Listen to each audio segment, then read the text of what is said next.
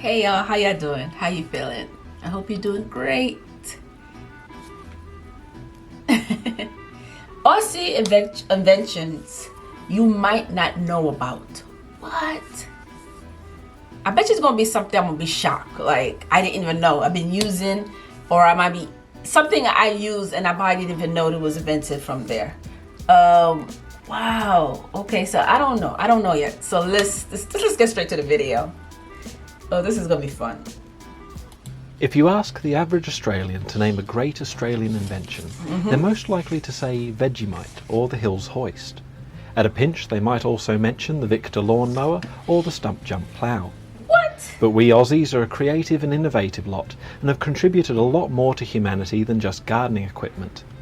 Here are 5 great Aussie inventions you might not have known about. In 1905, Australian engineer Anthony Mitchell patented a new type of bearing called a fluid film thrust bearing, or simply a Mitchell bearing. The Mitchell bearing had tilting pads lubricated with oil.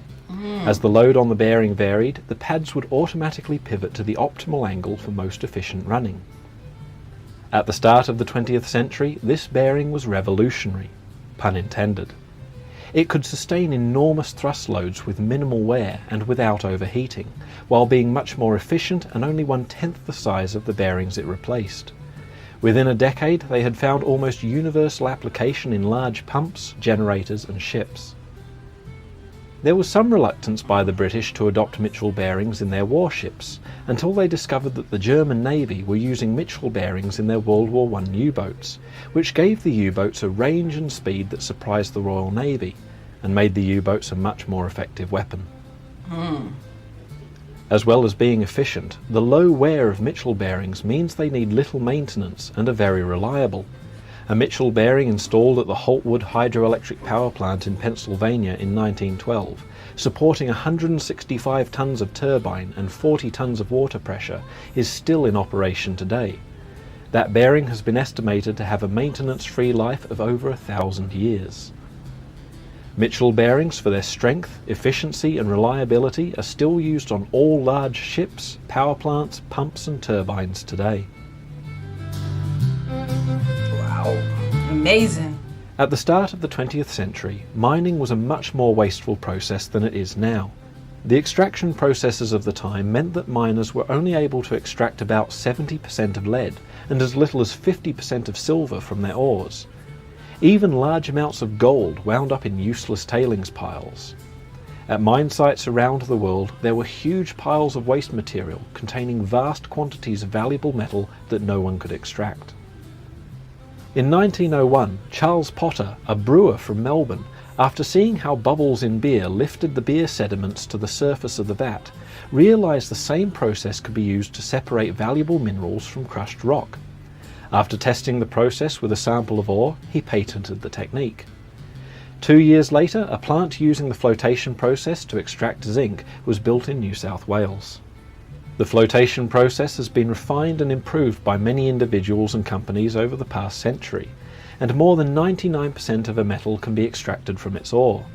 Froth flotation has been described as one of the most significant advances in metallurgy in the last 1,000 years. I'll drink to that. In 1952, a group of chemists at the Commonwealth Scientific and Industrial Research Organisation, or CSIRO, led by Sir Alan Walsh, developed the atomic absorption spectroscope, a device able to detect minute amounts of different elements in materials ranging from soil to blood to wine. The spectroscope revolutionised chemical analysis and is now used throughout the world in laboratories, hospitals and factories. Atomic absorption spectroscopy works by vaporizing a small amount of the material to be studied and shining a light through the vapor. The atoms in the vapor absorb specific colors of the light, leaving a fingerprint of their presence. This gives a very accurate indication of what atoms are present and in what amounts. Apart from being an extremely valuable tool for analytical chemistry, the spectroscope kick-started Australia's scientific instrument industry, now worth more than $1 billion annually.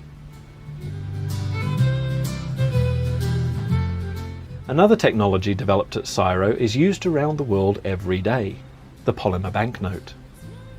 Plastic banknotes are much more difficult to forge and are able to easily incorporate security features such as clear windows, holograms, special inks and multi-layer designs.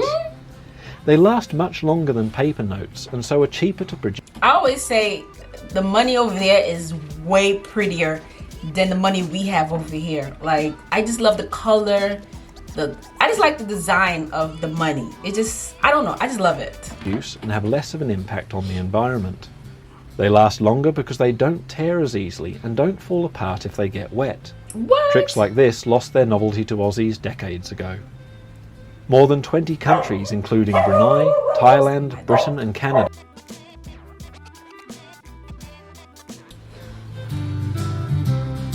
that is amazing. hearing aids improve the lives of millions of people every year. What? But they are essentially amplifiers, replaying the sounds they pick up at a higher volume, and so they can't help the profoundly deaf. Beginning in the late 1960s, Professor Graham Clark began research into cochlear implants, installing the first prototype in the ear of a deaf man in 1978. Cochlear implants bypass the most delicate and so often damaged parts of the ear by transmitting the sounds they pick up as electrical signals directly to the nerves in the patient's inner ear. These people are so talented. Since 1978, many thousands of people around the world have benefited from the implant.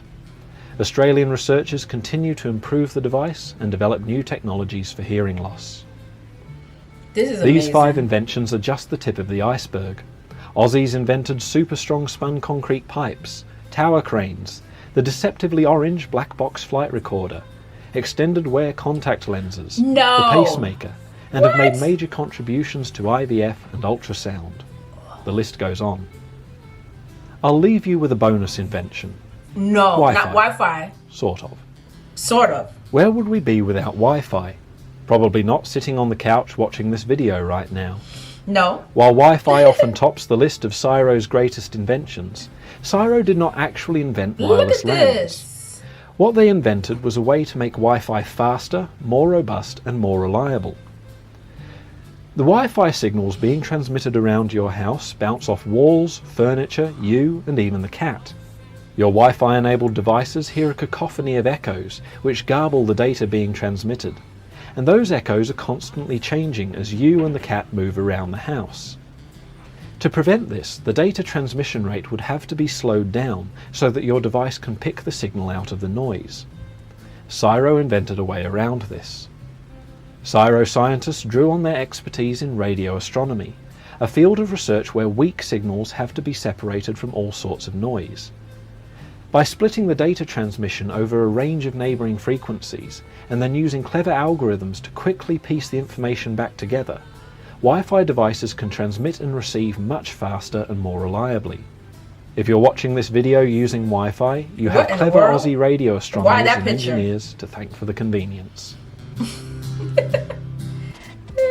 That was wow! It has to be more than this.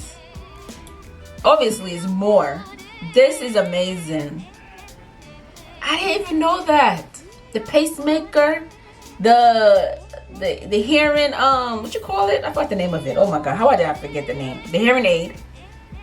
And what else? It's a lot. Like, this is amazing. Okay, Aussie, I should say Aussie. Aussie. I did a great job. Great job. Love it, love it, love it, love it, love it. Definitely, I definitely will do more. So make sure you subscribe to my channel. Make sure you check these videos out that I have. And I'll see you lovely people. Take care. Be safe. Peace.